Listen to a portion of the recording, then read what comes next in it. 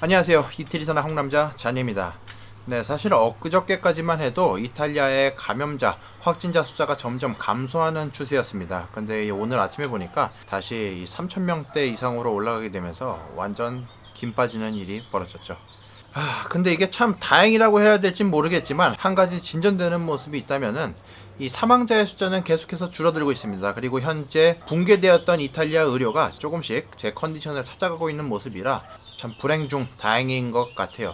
자, 뉴스에서 접하신 분도 계시겠지만 이제 곧 이탈리아가 우리나라의 앱 추적 이 시스템을 도입한다고 합니다. 근데 저는 개인적으로 이 시스템이 이탈리아에서는 효과가 크지 않을 거라고 생각을 하는데요. 그 이유에 대해서 한번 말씀드릴게요.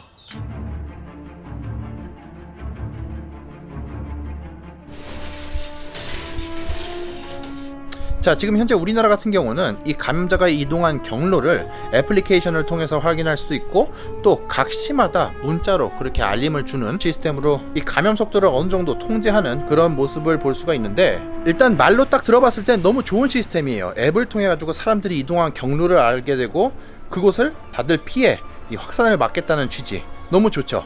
하지만 저는 개인적으로 이 시스템이 우리나라 사람들이기 때문에 이 시스템이 효과가 있다고 생각해요.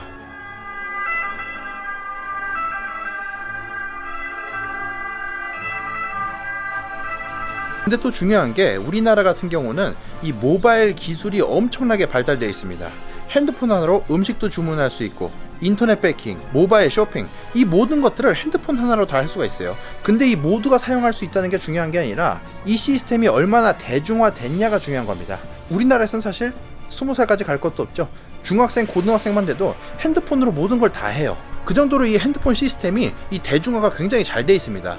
근데 반면에 이탈리아 같은 경우는, 이태리 와보신 분들은 아시겠지만 아직까지도 아날로그 핸드폰 쓰시는 분들 굉장히 많아요. 그리고 현재 디지털 시대라고 불리는 21세기에 이탈리아는 아직도 평균 이하 아날로그 시대에 살고 있는 사람들이에요. 그렇기 때문에 우리나라의 이 앱 추적 시스템을 이태리로 도입해 온다면은 이거를 과연 몇 명이나 사용할지 전 그게 더 궁금하네요.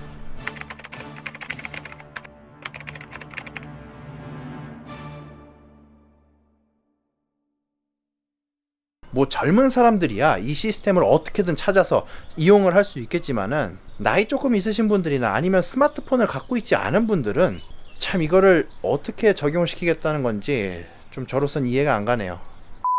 저는 개인적으로 이탈리아가 이동 봉쇄령을 내린 것에 대해 사회적 거리두기에 대한 중요성이 부족한 이태리 사람들에게는 아주 적절한 조치였다고 생각을 해요. 이렇게 봉쇄를 함으로써 초창기에는 이제 의료시설이 마비되고 엄청난 확진자가 나오기 시작했지만 그래도 지금은 어느 정도 이 확진자나 사망자의 숫자가 계속 감소하고 있는 모습을 보이는 거 보니까 어쨌든 봉쇄령은 저는 적절한 조치였다고 생각을 합니다. 근데 이제 이탈리아도 다음 달 3일, 그러니까 5월 3일 이후부터는 외출 금지령과 봉쇄령을 해제하기로 그렇게 예정이 되었는데, 물론 이게 계속 연장될 수 있습니다. 하지만 저는 이제 개인적으로 이 5월 3일 전까지 혹은 봉쇄가 풀리기 전까지 이태리 정부에서 해야 될 거는 한국의 앱 추적 시스템을 어떻게 도입할지 이걸 고민하는 것보다 어떻게 하면 이태리 사람들한테 현 상황에 대해서 잘 인지시켜주고 그리고 사회적 거리두기가 얼마나 중요한지 이 부분에 대해서 국민들에게 인지를 시키는 게 더 중요하다고 생각합니다. 사실 뭐 제가 전문가도 아니고 이 분야에 대해서 공부를 한 것도 아니지만 우리나라하고 이탈리아를 비교해보면은 정답이 어느 정도 나와요. 우리나라 같은 경우는 이동 제한을 굳이 걸지 않아도 사람들이 밖에 나갈 때 마스크 착용하고 사회적 거리두기를 잘 실천하다 보니까 그렇게 야외 생활을 하는데도 불구하고 감염자가 많이 나오지 않잖아요. 네, 제가 아무래도 한 50일 넘게 집에서만 생활을 하다 보니까 요즘엔 좀 답답함을 느끼네요. 그러다 보니까 영상을 찍을 때도 뭔가 이 즐거운 마음으로 영상을 보여드린 것 같지 않아 조금 죄송스러운 마음도 없지 않아 있는데, 아무튼 오늘 영상에서는 이탈리아의 새로운 정책에 대한 제 개인적인 의견을 한번 담아봤습니다. 이제 조금씩 이 집순이의 생활도 답답해집니다. 하루빨리 이 콜로세움 바라보며 맥주 한잔 마시는 날이 왔으면 좋겠네요.